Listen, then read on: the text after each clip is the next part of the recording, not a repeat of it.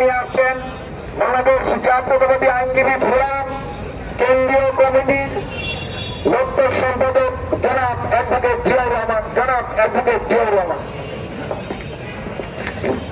আসসালামু আলাইকুম।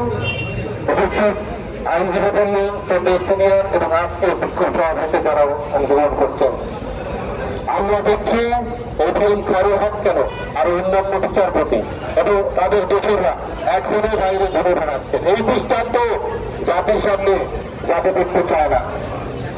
শুধুমাত্র চোখে ধোলা পাওয়ার জন্য সাধারণ জনগণের প্রতি পুলিশের যে আচরণ, একে গ্রেফতার করা হচ্ছে, কিন্তু এগুলো তালের বোধা আসল কথা তারা এখনো বাইরে।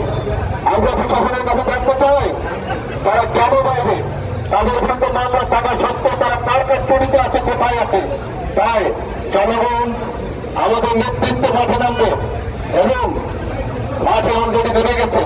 যদি অবিলম্বে তাদেরকে গ্রেফতার করা না হয় তাহলে এর থেকে বৃহত্তর কর্মসূচি দেওয়া হবে।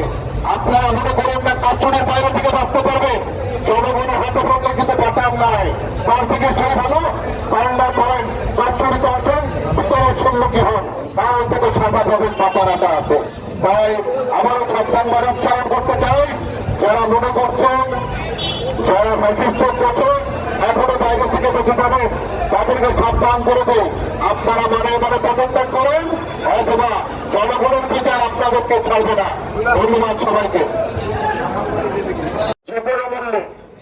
পাশাপাশি এখনো বাংলাদেশে অনেক আওয়ামী দোষর যারা এখনো আমাদের এই আইন পঁচাত্তরেই তারা বিভিন্ন ধরনের কাজ করে যাচ্ছে। এই ফ্যাসিস্ট গভর্নমেন্টের পক্ষে অনেক উদাহরণ আমরা দিতে পারি। তারা এখন তাদের কর্মকাণ্ড চালিয়ে যাচ্ছে, সুতরাং তাদেরকে প্রতিহত করতে হবে, এই আশাবাদ ব্যক্ত করে আমি আমার সংক্ষিপ্ত বক্তব্য শেষ করি। আসসালামু আলাইকুম।